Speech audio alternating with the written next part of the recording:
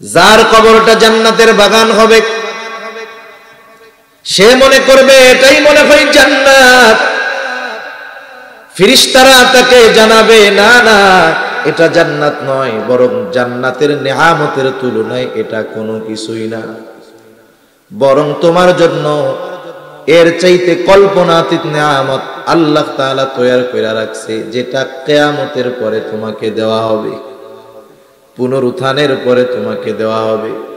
বলেন তো, আপনার কাছে একটা আছে ভালো জিনিস, আপনি যদি তার চাইতে অগণিত গুণ বেশি ভালো জিনিসের খবর পান, তাইলে এই ছোট ভালো জিনিস চাইবেন নাকি বড়টা চাইবেন? এইবার ওই কবরের বাসিন্দা বলবে, আল্লাহ, যথা দ্রুত সম্ভব আপনি কিয়ামত কায়েম করেন, আমি আমার আসল ঠিকানায় যাইতে চাই। আর যার কবরটা জাহান্নামের বাগান হয়ে যাবে, ও মনে করবে এটাই মনে হয় জাহান্নাম, কারণ এর চাইতে যন্ত্রণাদায়ক শাস্তি, কষ্টকর আর কোনো কিছুই হতে পারে না। এইবার ফেরেশতারা তাকে জানাবে, না না, এটা জাহান্নাম নয়, বরং জাহান্নামের শাস্তি এর চাইতে কল্পনাতীত কঠোর এবং কঠিন এবং কষ্টের। এই কথা শুনে ওই কবর যার জাহান্নামের গর্ত, সে এতটা ভীত সন্ত্রস্ত হয়ে যাবে, সে আল্লাহর কাছে বলতে থাকবে, আল্লাহ, কিয়ামত যেন কখনোই কায়েম না হয়। আম্মা বা'দু ফাআউযু বিল্লাহি মিনাশ শাইতানির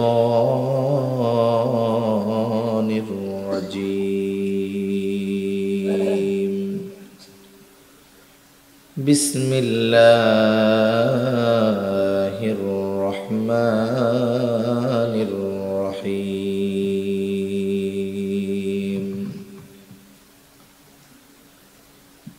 কুল্লু নাফসিন যায়িকাতুল মাউত ওয়া ইন্নামা তুওয়াফাউনা উজুরাকুম ইয়াওমাল কিয়ামাহ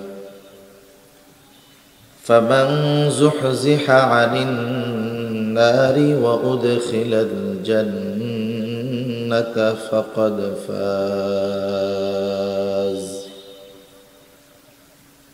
وما الحياة الدنيا إلا متاع الغرور.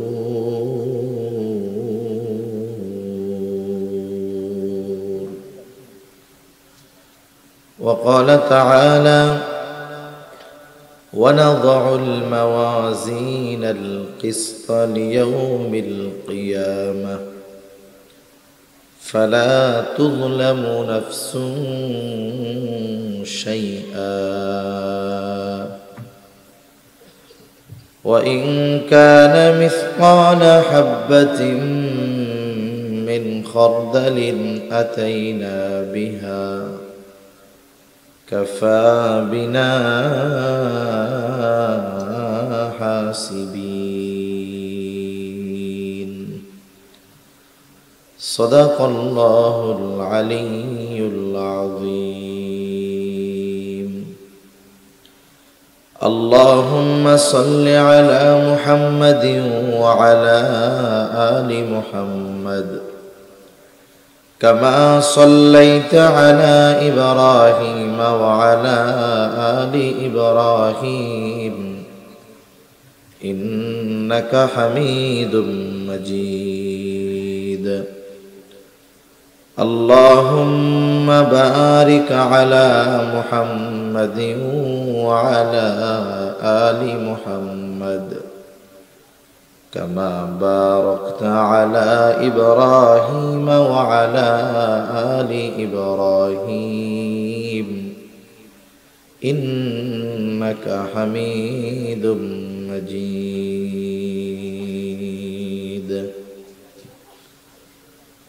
محمد نے آکر कुफर को मिटाया,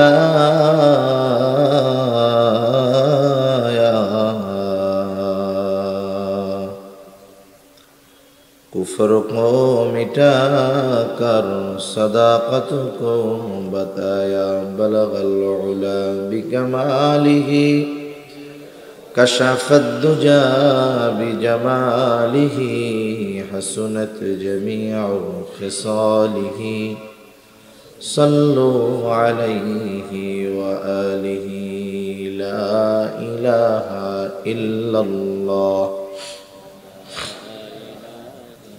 इल्लल्लाह ला इलाहा इल्लल्लाह ला इलाहा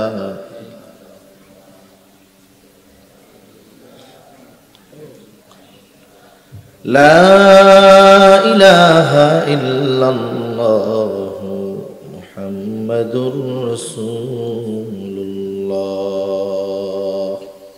सल्लल्लाहु अलैहि वसल्लम। আলহামদুলিল্লাহ।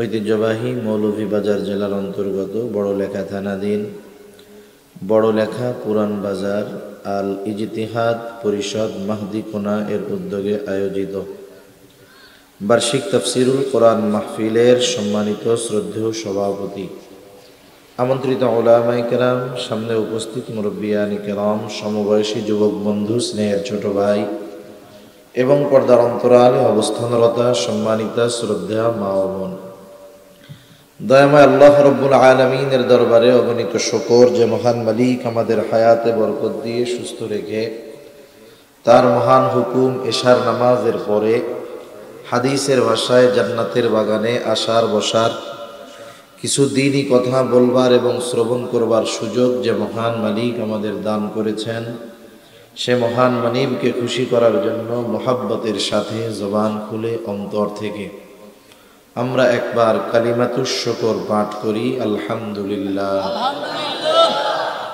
অগণিত দুরূদ ও সালাম সৈয়দুল আম্বিয়া, আশরাফুল আম্বিয়া, খাতামুল আম্বিয়া, ইমামুল মুরসালিন, রহমাতুল লিল আলামিন মুহাম্মাদুর রাসূলুল্লাহ সাল্লাল্লাহু আলাইহি ওয়াসাল্লামের উপর। সম্মানিত উপস্থিতি, এই দুনিয়াতে এক সময় আমরা কেউ ছিলাম না, আবার একটা সময় আসবে যে এ দুনিয়াতে আমরা কেউ থাকব না। এখন এই মুহূর্তে যারা দুনিয়াতে আছে, মোটামুটি একথা বলা যায় 100 বছর পরে আমাদের কেউই আর এই দুনিয়াতে থাকবে না। আমাদের দেহের সাথে রূহের একটা সংযোগ আছে, এটা যখন বিচ্ছিন্ন হবে এই দেহটার কোনো দাম নাই, কোনো মূল্য নাই। মানুষের আসল হলো রূহ। রূহ যদি না থাকে এ বডির কোনো দাম আছে? রূহ হলো অবিনশ্বর, চিরন্তন। রূহ কখনো আর ধ্বংস হবে না, কিন্তু বডি ধ্বংস হবে। এখন রূহ কেন ধ্বংস হবে না? কারণ রূহ কি জিনিস, রূহ দেখতে কেমন, ধরতে কেমন, আসলে এই বিষয়ের পরিপক্ক জ্ঞান আল্লাহ তাআলা দুনিয়ার কাউকেই দেন নাই। যখন রাসূলুল্লাহ সাল্লাল্লাহু আলাইহি ওয়াসাল্লাম কাফেরদের মাঝে দ্বীনের দাওয়াত দেওয়া শুরু করেছেন, নিজের রিসালাতের কথা, নবুয়তির কথা কাফেরদের মধ্যে জানাইছেন। কুরাইশরা ছিল ইসমাইল আলাইহিস সালামের বংশধর। ইব্রাহিম আলাইহিস সালামের বড় ছেলে ইসমাইল আলাইহিস সালামের বংশধর। কুরাইশদের মধ্যে তথা ইসমাইল আলাইহিস সালামের বংশে মুহাম্মাদুর রাসূলুল্লাহ সাল্লাল্লাহু আলাইহি ওয়াসাল্লামের আগে আর কোনো নবী আসে নাই। কিন্তু ইব্রাহিম আলাইহিস সালামের আরেক সন্তান ইসহাক আলাইহিস সালাম, তার সন্তান ইয়াকুব আলাইহিস সালাম, ওনার আরেক নাম হলো ইসরাইল। এই ইয়াকুব আলাইহিস সালামের বংশধর, ওনার পর থেকে নিয়ে ঈসা আলাইহিস সালাম পর্যন্ত ধারাবাহিকতার ক্রমান্বয়ে নবী আসছে। তাহলে বনি ইসরাইলদের মধ্যে অবস্থা এমন হয়েছে, নবীজি সাল্লাল্লাহু আলাইহি ওয়াসাল্লাম বলেন বনি ইসরাইল কখনো নবী শূন্য হয় নাই। একজন নবী মারা গেছে তো আল্লাহ তাআলা আরেকজনকে নবুয়াত দিয়ে তার শূন্য স্থান পূরণ করে দিয়েছেন। বলেন তো, যাদের বংশে যাবে, যাদের গোত্রে ধারাবাহিকতার ক্রমান্বয়ে নবীর আগমন ঘটছে, ওই বংশের মানুষ নবীরা কোন চরিত্রের হতে পারে, কেমন হতে পারে, নবীরা কোন গুণে গুণান্বিত হতে পারে, বলেন তো তাদের জানা থাকবে কি থাকবে না? থাকবে। কিন্তু যাদের বংশ গোত্রে নবী আসে নাই হাজার হাজার বছর, নবী দেখতে কেমন, কেমন হয়, আচরণ কেমন, এটা তো আর তারা বুঝবে না। যেহেতু কুরাইশদের মধ্যে ইসমাইল আলাইহিস সালামের পরে আর কোনো নবী আসে নাই, সেজন্য ওরা নবী কেমন আসলে বুঝে না। নবীজি যখন তার নিজের নবুয়তির কথা তাদেরকে জানিয়েছেন, ওরা অবাক হয়ে গেছে। হায়রে, এই লোক বলে নবী! ওরা ভাবতো নবী হবে ফেরেশতার মতো, খাবে না, বিবাহ শাদী করবে না, বাজারে যাবে না। এজন্য কাফেররা বলতো, মালি হাদার রাসূল ইয়াকুলুত তাআম ওয়া ইয়ামশি ফিল আসওয়াক। আরে এটা কেমন রাসূল? ইয়াকুলুত তাআম, সে আবার খাবারও খায়, ওয়া ইয়ামশি ফিল আসওয়াক, সে আবার বাজারেও বলে যায়। এটা আবার কেমনে নবী হয়? ওরা ভাবতো নবী হবে এমন যে খাবে না, বাজারে যাবে না, অন্যরকম এক জিনিস। তা রাসূলুল্লাহ সাল্লাল্লাহু আলাইহি ওয়াসাল্লাম নিজের নবুয়াতির কথা কাফেরদের কাছে যখন বলছেন, কাফেররাও জানে মুহাম্মদ তো জীবনে কোনোদিন মিথ্যা কথা বলে নাই। ওদের এখন দুই বিষয়ের সংশয় লেগে গেছে। মুহাম্মদ তো মিথ্যা কথা বলতে পারে না, আবার যে বাজারে যায় খায় সে তো নবী হইতে পারে না। এই বিষয়ে তারা দ্বিধাদ্বন্দ্ব নিরসনের আশায় ওদের মধ্য থেকে দুইজন ব্যক্তিকে পাঠায়া দিছে মদিনায়, ইয়াসরিবে। ওইখানে ইহুদি নাসারা ছিল, ইহুদিদের বড় বড় আলেম ছিল, যে তোমরা দুইজন গিয়া মুহাম্মাদের ব্যাপারে বলবা, আসলে কি মুহাম্মদ নবী কি নবী না, এটা আমরা কেমনে বুঝবো। ওই দুইজন ইহুদি আলেমদের কাছে গেছে। ইহুদি আলেমরা সব সিমটম আলামত শুইনা মোটামুটি বুঝতে পারছে ইনি আখেরি জামানার শেষ নবী, শেষ পয়গম্বর মুহাম্মাদুর রাসূলুল্লাহ সাল্লাল্লাহু আলাইহি ওয়াসাল্লাম। আরে ডাক্তার তো অভিজ্ঞ, ডাক্তার যে অভিজ্ঞ, সে চোখ দেখে, জিহ্বা দেখে, হাতের তালু টালু দেখা রোগের আলামত বলতে পারে কি পারে না? তাই ইহুদি আলেমরা তো অভিজ্ঞ, জানে যে এই আলামত নবীর, ওরা মোটামুটি বুঝতে পারছে। কিন্তু কাফেররা কেমনে বুঝবে, কেমনে পরীক্ষা করবে আসলে উনি নবী কি নবী না? ইহুদি আলেমরা কাফেরদের তিনটা প্রশ্ন শিখাইয়া দিছে। কয়টা প্রশ্ন? তিনটা প্রশ্ন। যে এই তিন প্রশ্ন গিয়ে তোমরা যেই ব্যক্তি নবী দাবি করে তাকে জিজ্ঞাসা করবা। এই তিন প্রশ্ন হলো এমন প্রশ্ন, এই তিন প্রশ্নের জবাব কোনো নবী ছাড়া কেউ দিতে পারবে না। তিন প্রশ্ন নিয়ে তারা হাজির। একটা হলো আসহাবে কাহাফের ব্যাপারে, আরেকটা হলো যুলকারনাইনের ব্যাপারে, আরেকটা হলো রূহ কি জিনিস। তিন প্রশ্নের জবাব দিয়ে লম্বা আলোচনা করার মতো সময়ও নাই, ইচ্ছাও নাই। মূলত আমি আমার বিষয়টাকে একেবারে অল্প কথায় আপনাদের বোঝানোর জন্য ভূমিকা না, মূল কথার মধ্যেই কিছু কথা বলতেছি, যাতে শেষ বিষয়টা আমাদের বুঝতে সুবিধা হয় যে আসলে আমাদের অবস্থা কি হবে বা কি আছে। তা ওই তিন প্রশ্ন নিয়ে কাফেররা আসছে নবীজির কাছে। আসার পরে জিজ্ঞাসা করছে, প্রতিনিয়ত জিবরাইল আলাইহিস সালাতু ওয়াস সালাম ওহী নিয়ে তো আসেই, নবীজি নিজেও তো এই প্রশ্নের জবাব জানেন না। নবীজিকে এই প্রশ্নের জবাব জানাবেন আল্লাহ জিবরাইল আলাইহিস সালামের মাধ্যমে। এই বিষয়টাকে সামনে রেখে তিনি বললেন যে ঠিক আছে, আগামীকাল তোমাদের তিন প্রশ্নের জবাব দিয়ে দিব। বিষয়ের বাইরেও কিছু প্রাসঙ্গিক কথাবার্তা আছে, এগুলো বলার দরকার হয়, তাই বলতেছি। নবীজি বলছেন আগামীকাল তোমাদের এই প্রশ্নের জবাব আমি জানায়া দিব। নবী চিন্তা করছেন জিবরাইল আলাইহিস সালাম আসলেই তো জবাব জেনে যাব।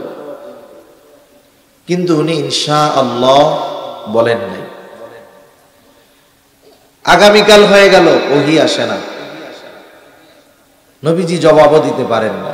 এই তো কাফেররা শুরু করছে মজা, দেখো ইনি নাকি নবী, আজকে জানানোর কথা জানাইতে পারলো না। এভাবে একদিন করে 15 দিন ওহী আসা বন্ধ। এই 15টা দিন নবীজির কত টেনশনে গেছে আর কাফেররা কি পরিমাণ আনন্দিত হয়েছে। 15 দিন পর এই প্রশ্নগুলোর জবাব নিয়ে জিবরাইল আলাইহিস সালাম হাজির হয়ে গেলেন।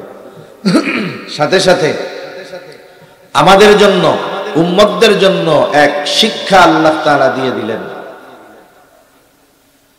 যখন আমরা ভবিষ্যতের জন্য কিছু করার ইচ্ছা পোষণ করব, ওয়ালা তাকুলান্না লিশাইইন ইন্নী ফাইলুন যালিকা গাদা ইল্লা আইয়াশা আল্লাহ, এমনটা কখনোই বলবো না এটা আগামীকাল করব, বরং কি বলবো? ইনশাআল্লাহ আগামীকাল করব, ইনশাআল্লাহ এটা বলবো।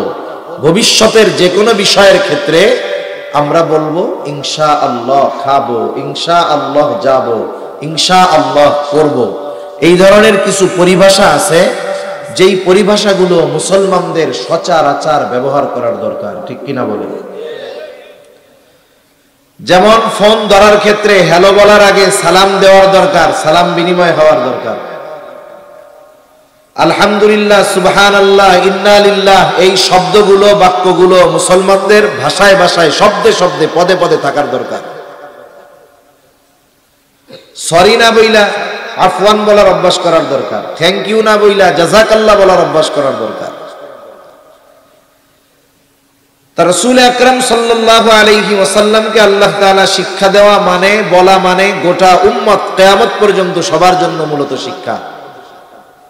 অনেক সময় পরিবারের বড়জনকে শাসন করার দ্বারা ছোটদেরকেও রেড সিগন্যাল দেওয়া হয়, বলা হয় একজন রে, কিন্তু উদ্দেশ্য থাকে সবাই। তা 3 প্রশ্নের জবাব আল্লাহ তাআলা দিয়ে দিলেন। এর মধ্যে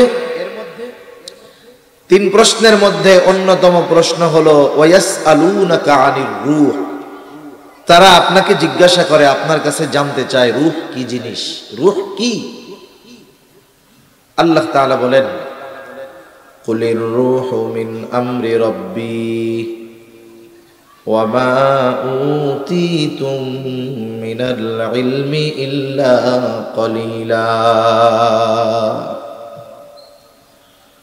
আল্লাহ রাব্বুল আলামিন বলেন, তারা আপনাকে জিজ্ঞাসা করে, আপনার কাছে জানতে চায় রূহ কি জিনিস। আপনি বলেন কুলির রূহু মিন আমরি রাব্বি, রূহ হলো আমার রবের আদেশ, আমার রবের নির্দেশ।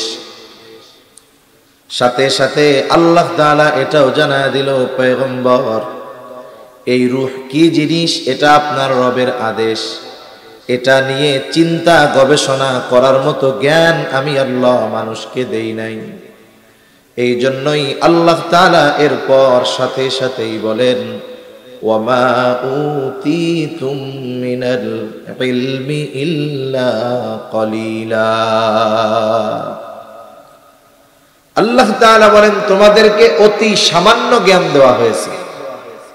আমাদেরকে আল্লাহ কি জ্ঞান দিয়েছেন বলেন? অতি সামান্য, অতি সামান্য জ্ঞান। কত সামান্য!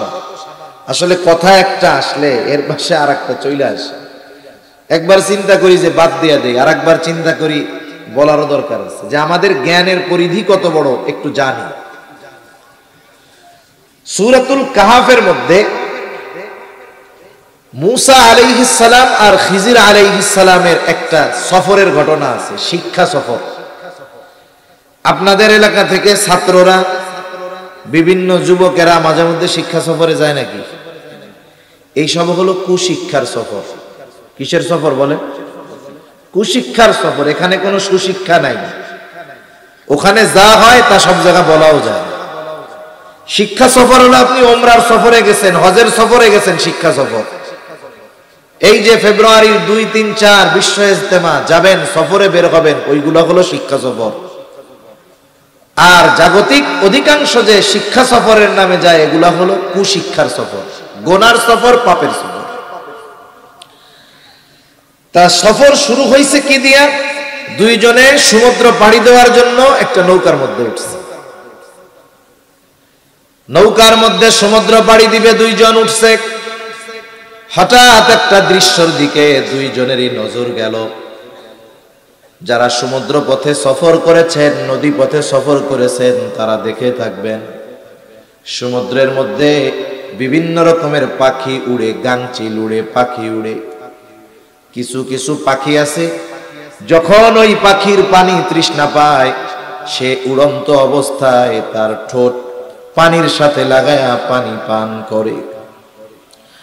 খিজির আলাইহিস সালাম মূসা আলাইহিস সালামকে ওই দৃশ্য দেখাইলেন।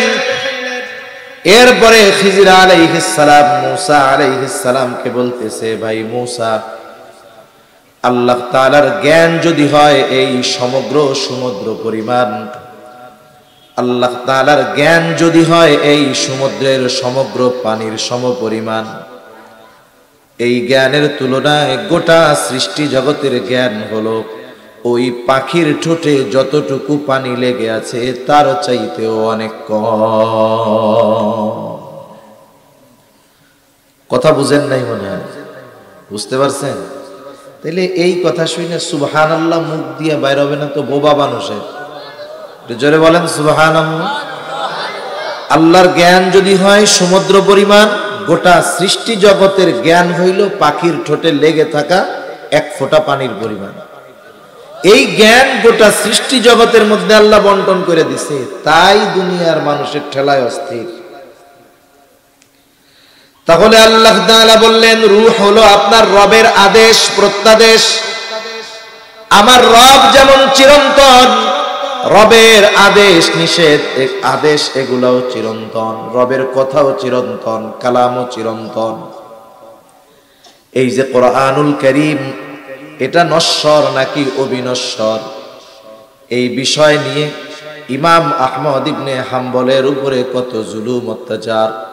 তিনি বলেছেন, আমার রব যেমন চিরন্তন, রবের আদেশ, রবের কথা এই কোরআনও তেমন চিরন্তন। যেহেতু আমার রব চিরন্তন, রূহ হইল আমার রবের আদেশ, এই রূহটাও আল্লাহ তাআলা করেছেন চিরন্তন।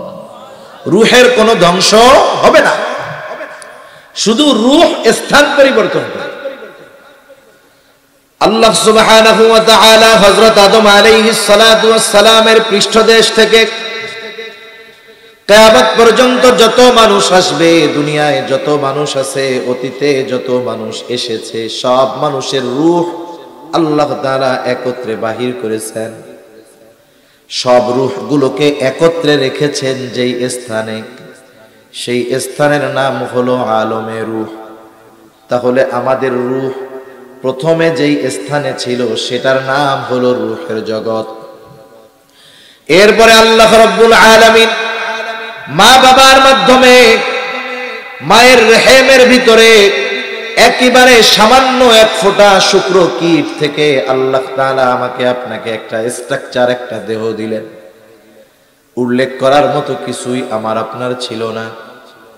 আল্লাহ তাআলা কোরআনুল কারীমের মধ্যে বলেন, হাল আতা আলাল ইনসানি হিনুম মিনাদ দাহরি লাম ইয়াকুন শাইআম মাযকুরা।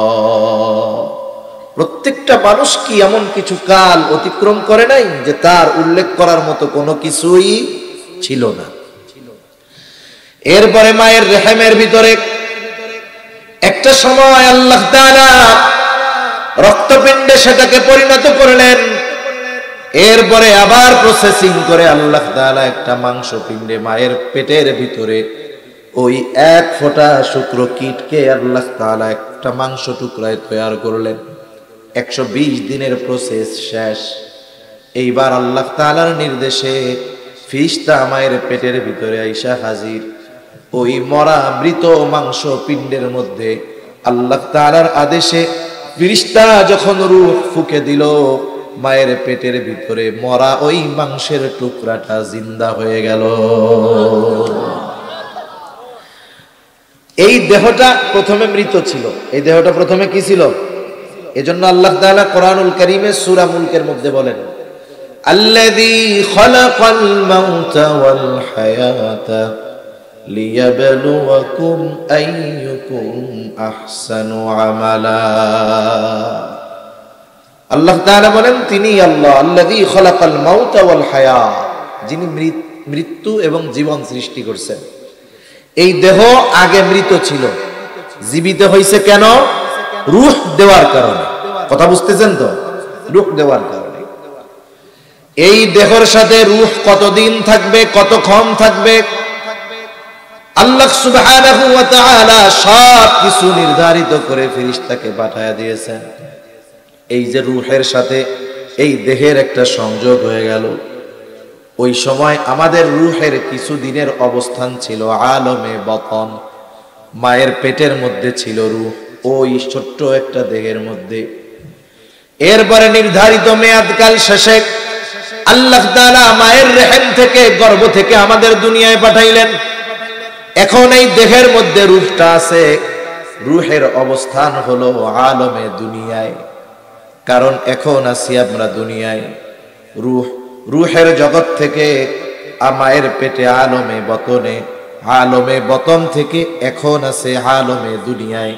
আমাদের দেহের মধ্যে আছে, একটা নির্ধারিত সময় আসবে, আল্লাহ তাআলার নির্দেশ, এইবার এই রূহ আমার আপনার দেহের সাথে আর থাকবে না।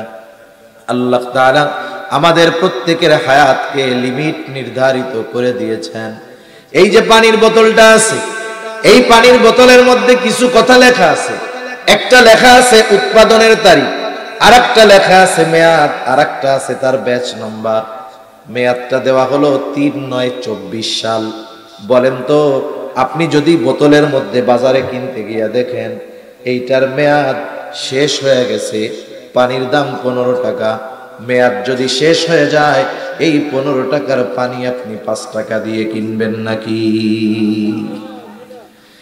আপনি বুঝতে পারতেছেন, দেখতে পারতেছেন মেয়াদ শেষ, এই জন্য এটার কোনো দাম। আমার আপনারও একটা নির্দিষ্ট মেয়াদ আছে, কিন্তু দেখা যায় না। মেয়াদ ফুরায় গেলে এই পানির বোতলের যেমন কোনো দাম নাই, মেয়াদের ফুরায় যাবে, আমার আপনারও দাম নাই। এই এত সুন্দর দেহ, এটা কোনো কাজে লাগবে না, কেউ মূল্যায়ন করবে না। যখন রূহটা দেহ থেকে বিচ্ছিন্ন হয়ে যাবে, মালাকুল মাউত যথাসময়ে হাজির হয়ে যাবে।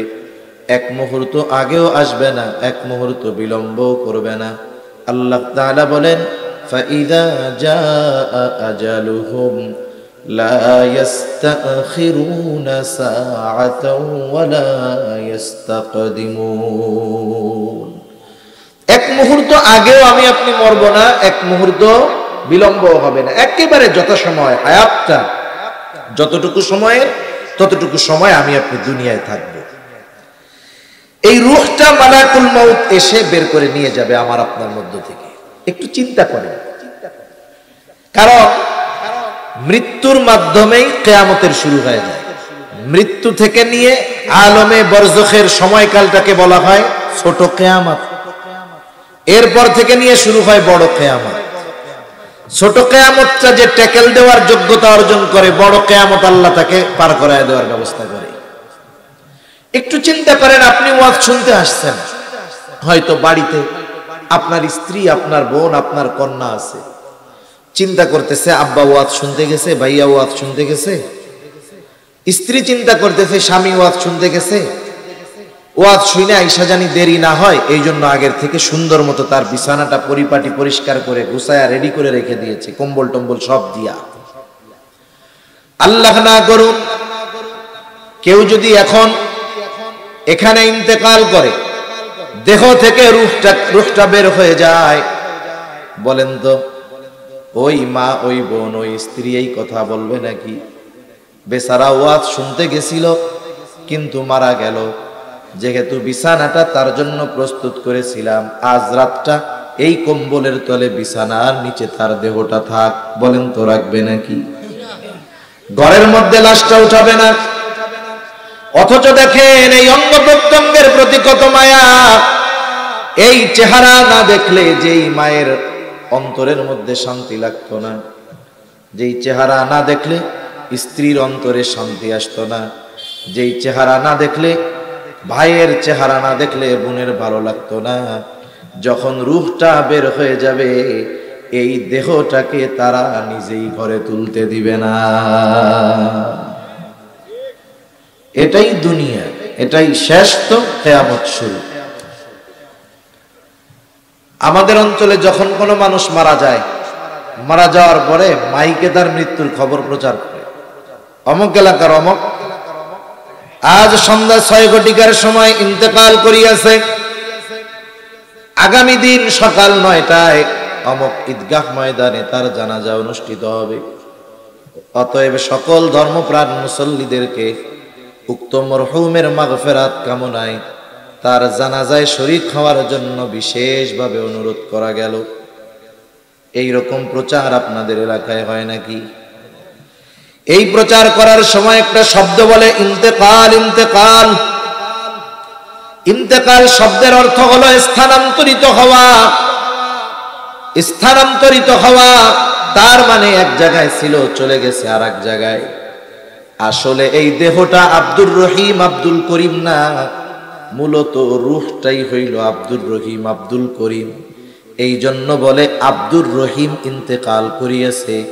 এই দেহর থেকে যখন আব্দুর রহিমের রূহটা বের হয়ে যায়, তখন এই দেহটার নাম হয়ে যায় লাশ। লাশাই উনফা, যার মধ্যে কিছুই নাই। এইবার এই রূহ আর এক জগতে পদার্পণ করে, যেটাকে হাদিসের ভাষায় বলা হয় আলমে বারজাখ। একটা মানুষ মৃত্যুবরণ করার পর তাকে কবরে রাখা হোক আর না রাখা হোক, বাঘে খায়া ফেলুক আর সিংহে খায়া ফেলুক, আগুন দিয়া পোড়ায় দিক আর যা করুক, প্রত্যেককেই যেতে হয় আলমে বরজখে। আলমে বরজখে আমাদের সকলকেই অবস্থান করতে হবে। অনন্তকাল নয়, তবে দীর্ঘকাল। দীর্ঘকাল আমাকে আপনাকে আলমে বরজখে থাকতে হবে। আর ওই কবর জগৎ আলমে বরজখ, এটা হলো পরকালের প্রথম ঘাঁটি। আর এটাকেই মুহাদ্দিসিনে কেরাম বলেন ছোট কিয়ামত শুরু, মৃত্যুর মাধ্যমে। এইবার কারো মৃত্যু যদি সুন্দর হয়, তাহলে আলমে বরজখে তার সুন্দর। দুনিয়ার জগতে নেক আমল করছে, ভালো কাজ করছে, আলমে বরজখ সুন্দর। দুনিয়ার জগতে পাপাচারের মধ্যে লিপ্ত থাকছে, তার আলমে বরজখ তার জন্য কঠিন হয়ে যায়। আলমে বরজখের দুই অবস্থা। দুনিয়ায় যারা নেককার ইমানদার, তাদের কবর হবে জান্নাতের বাগান, রাউদাতুম মিন রিয়াদিল জান্নাহ।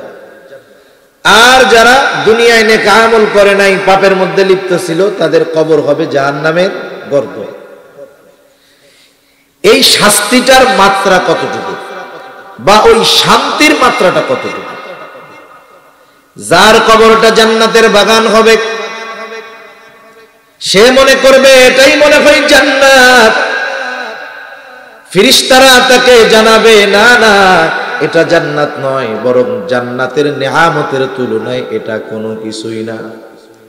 বরং তোমার জন্য এর চাইতে কল্পনাতীত নেয়ামত আল্লাহ তাআলা তৈরি করে রাখছে, যেটা কিয়ামতের পরে তোমাকে দেওয়া হবে, পুনরুত্থানের পরে তোমাকে দেওয়া হবে। বলেন তো, আপনার কাছে একটা আছে ভালো জিনিস, আপনি যদি তার চাইতে অগণিত গুণ বেশি ভালো জিনিসের খবর পান, তাইলে এই ছোট ভালো জিনিস চাইবেন নাকি বড়টা চাইবেন? এইবার ওই কবরের বাসিন্দা বলবে, আল্লাহ, যথা দ্রুত সম্ভব আপনি কিয়ামত কায়েম করেন, আমি আমার আসল ঠিকানায় যাইতে চাই। আর যার কবরটা জাহান্নামের বাগান হয়ে যাবে, ও মনে করবে এটাই মনে হয় জাহান্নাম। কারণ এর চাইতে যন্ত্রণাদায়ক শাস্তি, কষ্টকর আর কোনো কিছুই হতে পারে না। এইবার ফেরেশতারা তাকে জানাবে, না না, এটা জাহান্নাম নয়, বরং জাহান্নামের শাস্তি এর চাইতে কল্পনাতীত কঠোর এবং কঠিন এবং কষ্টের। এই কথা শুনে ওই কবর যার জাহান্নামের গর্ত, সে এতটা ভীত সন্ত্রস্ত হয়ে যাবে, সে আল্লাহর কাছে বলতে থাকবে, আল্লাহ কিয়ামত যেন কখনোই কায়েম না হয়। একটা বিপদে আমি আপনি আছি, বিপদটা এমনি কষ্টের, কিন্তু সামনে যায় মনে করতেছি এই বিপদ আর থাকবে না। কিন্তু বিশ্বস্ত একজন আমারে বলল, ভাই আপনি যেই বিপদে আছেন সামনের বিপদের তুলনায় আপনি জান্নাতে আছেন। তখন বলেন তো, আমি কি ওই সামনের বিপদ কামনা করব, নাকি ছোট বিপদ নিয়েই কমু যাক এটাই থাক? শাস্তির তীব্রতা এত মনে করবে জাহান্নাম, কিন্তু জাহান্নামের শাস্তির কথা শুনে মনে করবে হায় রে এটাই ভালো। এভাবে চলতে থাকবে দীর্ঘকাল। এক সময় সিংগায় ফুৎকারের মাধ্যমে মানুষের আলমে বরজখে অবস্থানের মেয়াদকাল শেষ হবে। আল্লাহ তাআলা কোরআনুল কারীমের মধ্যে বলেন, ওয়ানুফিখা ফিস-সূরি ফাসা'iqa মান ফিস-সামাওয়াতি ওয়া মান ফিল আরদ ইল্লা মান শাআল্লাহ সুম্মা নুফিখা ফীহি উখরা ফাইযা হুম কিয়ামুন ইয়ানজুরুন। আল্লাহ রাব্বুল আলামিন বলেন, প্রথমবার যখন সিংহায় ফুৎকার দেওয়া হবে, ফাসা'iqa মান ফিস-সামাওয়াতি ওয়া মান ফিল আরদ, আসমান এবং জমিনের মাঝে যত প্রাণী আছে, যত প্রাণ আছে, সব ওই আওয়াজের তীব্রতায় অজ্ঞান হয়ে যাবে। ইল্লা মান শাআল্লাহ, তবে আল্লাহ তাআলা যা চান, যেগুলো চান সেগুলো ছাড়া। মুফাসসিরিনে কেরাম বলেন, ওই আওয়াজে প্রথমে সব মানুষেরা অজ্ঞান হবে, এরপরে তাদের মৃত্যু ঘটবে। এই মৃত্যুর মাধ্যমে দুনিয়ার জগতে মানব জাতির অবস্থানের মেয়াদকাল শেষ হবে। সর্বশেষ যেই লোকটা দুনিয়া থেকে ইন্তেকাল করবে তাকেও কমপক্ষে 40,000 বছর আলমে বরজখে থাকতে হবে। প্রথম সিংহায় ফুৎকারের মাধ্যমে মানব জাতির এই দুনিয়ার অবস্থানের মেয়াদকাল শেষ। আল্লাহ তাআলা বলেন, সুম্মা নুফিখা ফীহি উখরা ফাইযা হুম কিয়ামুন ইয়ানজুরুন, অতঃপর পুনরায় আবার সিংহায় ফুৎকার দেওয়া হবে। এই সুম্মা অতঃপরের মধ্যে পার হবে কমপক্ষে 40,000 বছর। কত বছর জোরে বলেন? 40,000 বছর পার হয়ে যাবে। আল্লাহ তাআলা বলেন, সুম্মা নুফিখা ফীহি উখরা ফাইযা হুম কিয়ামুন ইয়ানজুরুন, অতঃপর যখন সিংহায় ফুৎকার দেওয়া হবে, প্রত্যেকের অবস্থান স্থল থেকে উঠে দাঁড়ায়া যাবে। ফাইযা হুম কিয়ামুন ইয়ানজুরুন, শুধু দাঁড়াবে তা নয়, ডানে বামে শুধু তাকায়া দেখতে থাকবে কি হচ্ছে এইগুলো, কি হচ্ছে এগুলো। ওইটা কি বলবে? আল্লাহ তাআলা সূরা জিলজালের মধ্যে বলেন, ইযা জুলজিলাতিল আরদু জিলজালাহা ওয়া আখরাজাতিল আরদু আফকালাহা ওয়া ক্বালাল ইনসানু মা লাহা, যখন পৃথিবী প্রচন্ড রূপে কম্পন হবে, জমিন তার মধ্যে থাকা ভারী বস্তুগুলো উদ্গীরণ করে দেবে। মুফাসসিরিনে কেরাম বলেন, এর দ্বারা মানুষের দেহ, লাশ, অথবা এমনটা হতে পারে যে মাটির তলে যত খনিজ পদার্থ আছে, স্বর্ণের খনি, হীরার খনি, সব উদ্গীরণ করে দেবে। মানুষেরা যখন তাকায় দেখবে কি বলবে? ওয়া ক্বালাল ইনসানু মা লাহা, মানুষ বলবে আরে এগুলো কি হইতেছে? চিন্তা করবে, দুনিয়ায় এই সম্পদের জন্যই তো দিন ছাড়ছিলাম, সম্পদের জন্যই কাড়াকাড়ি মারামারি করছিলাম, হায় রে এগুলো কি হচ্ছে? অবস্থা কি হবে মানুষের? রাসূলুল্লাহ সাল্লাল্লাহু আলাইহি ওয়াসাল্লাম জানায়া দেন, অবস্থা বড় করুন। আল্লাহর নবী বলেন, কিয়ামতের দিন মানুষকে যখন পুনরুত্থিত করা হবে, সকলে বস্ত্রহীন বিবস্ত্র অবস্থায় উঠবে। আয়েশা সিদ্দিকা রাদিয়াল্লাহু তাআলা আনহা বলেন, ইয়া রাসূলুল্লাহ, মানুষেরা যে বিবস্ত্র অবস্থায় উঠবে, একজন কি আরেকজনের দিকে তাকাবে না? মানুষেরা কি লজ্জা পাবে না? একজন আরেকজনের দিকে তাকাবে না? একটু চিন্তা করেন, কিয়ামতের বিভীষিকা, কিয়ামত কত ভয়ানক একটা সময়, কিছুই শুরু হয় নাই। অনেক সময় দেখবেন বৈশাখ মাস যখন হয়, মাঝে মধ্যে কাল বৈশাখী ঝড় হয়, হয় না? আকাশ পরিষ্কার, কোনো মেঘ নাই, হঠাৎ করে 10 মিনিটের ভিতরে গোটা আকাশ কালো মেঘে মেঘাচ্ছন্ন হয়ে যায়। ভর দুপুরে এতটা মেঘ, এতটা অন্ধকার, কেমন যেন আমাবস্যার গুটগুটে কালো অন্ধকার। ঝড়ও হইতেছে না, বৃষ্টিও হইতেছে না, শুধু আবহাওয়ার এতটুকু পরিবর্তন। বলেন তো, এই পরিবর্তনটা যখন আমাদের পরিলক্ষিত হয়, অন্তরের মধ্যে ভীতি সঞ্চার হয় কি হয় না? আবহাওয়ার পরিবর্তনে অন্তরের মধ্যে ভয়ের সৃষ্টি হয়। কিয়ামতের দিন এমন এক থমথমে ভাব বিরাজ করবে যে মানুষেরা উঠেই আতঙ্কগ্রস্ত, ভীত সন্ত্রস্ত থাকবে। এত ভীত থাকবে, বিবস্ত্র অবস্থায় উঠানো হবে, কিন্তু কেউ কারো দিকে তাকাবে না। নবীজি তাই বলেন, আয়েশা, মানুষ এতটা চিন্তিত, ভীত থাকবে যে কেউ আরেকজনের দিকে তাকানোর বিষয়টা চিন্তাও করবে না। শুধু তাই না, যার কবরে আযাব ছিল, আযাব, সে তো মনে করতেছিল জাহান্নাম। আমার সময় কম, নাইলে কবরের আযাব গুলাও কিছু শুনাইতাম যে কেমন আযাব হবে। যার কবরে আযাব ছিল, হাসরের ময়দানে কিছুই হয় নাই, শুধু উঠছে, উইটা আবহাওয়া দেখছে, এতটা বিভীষিকাময় তার কাছে মনে হবে, সে মনে করবে কবরে আমি ঘুমাইছিলাম। কবরে কেমনে ছিলাম? ঘুমাইছিলাম। আল্লাহ তাআলা সূরা ইয়াসিনের মধ্যে বলেন, অনুফিখা ফিস সূরি ফাইদা হুম মিনাল আজদাসি ইলা রাব্বিহিম ইয়ানসিলুন। এখানে দ্বিতীয়বার সিংহায় ফুৎকার উদ্দেশ্য।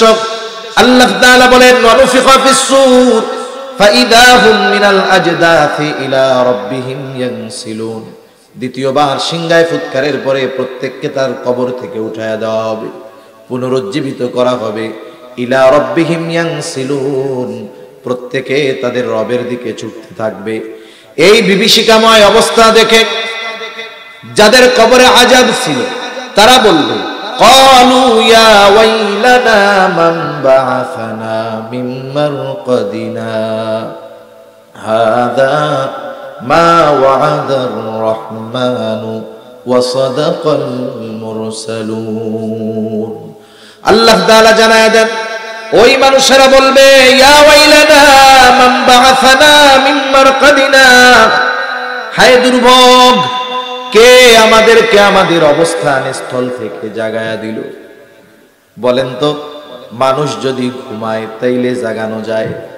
ওরা মনে করবে আমরা ঘুমাইছিলাম, কে আমাদেরকে ঘুম থেকে জাগায়া দিল। অথচ ছিল আযাবের মধ্যে, কিন্তু কিয়ামতের অবস্থা দেখা কবরের আযাবের কথা তো ভুলবেই, মনে হবে কবরে আরামে তারা ঘুমায়াছিল। মানুষ যখন বড় বিপদে পড়ে তখন ছোট বিপদ মনে হয় আরামেই ছিলাম, ঠিক না?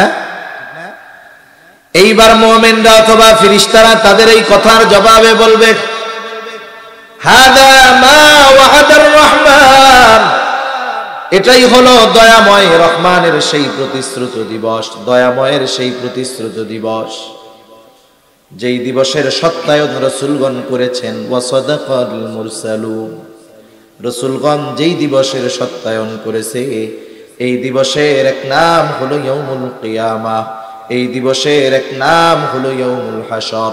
কারণ হাসর, একত্রিতকরণ দিবস। ওই দিন পৃথিবীর শুরু থেকে নিয়ে শেষ পর্যন্ত যত মানুষ এসেছে তাদের সকলকে একত্রিত করা হবে। ওই দিবসের এক নাম হলো ইয়াউমুল জাযা, প্রতিদান দিবস। কারণ মানুষের পূর্ণ প্রতিদান আল্লাহ তাআলা কিয়ামতের দিন দিবে। দুনিয়ায় একটা মানুষ যত ভালো কাজ করুক না কেন, আল্লাহ তাআলা ওই ভালো কাজের পূর্ণ প্রতিদান দুনিয়ায় দেন না। একটা মানুষ দুনিয়ায় যত মন্দ কাজ করুক না কেন, আল্লাহ তাআলা তার ওই মন্দ কাজের পূর্ণ প্রতিদান দুনিয়ায় দেন না। ভালো কাজের পূর্ণ প্রতিদান, মন্দ কাজের পূর্ণ প্রতিদান আল্লাহ তাআলা দিবেন ওই কিয়ামতের দিন। ওই দিনটার আরেক নাম হলো ইয়াউমুল জাযা, অর্থাৎ প্রতিদান দিবস। যদি আল্লাহ কিয়ামত কায়েম না করত, তাইলে মুমিনদের উপরে বেইনসাফি করা হইতো, মুমিনদের উপরে বেইনসাফি করা হইতো। আল্লাহ তো বেইনসাফি করেন না।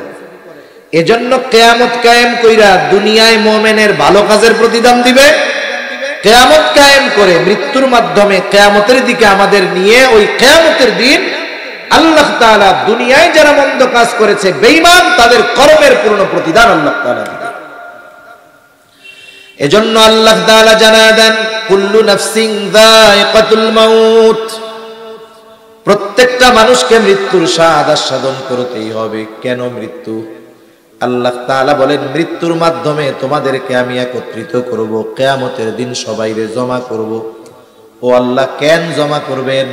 আল্লাহ তাআলা বলেন ওয়া ইন্নামা তুওয়াফাউনা উজুরাকুম ইয়াউমাল কিয়ামাহ, কারণ ওই কিয়ামতের দিন প্রত্যেককে তার কর্মের পূর্ণ প্রতিদান আমি আল্লাহ দিয়ে দিব।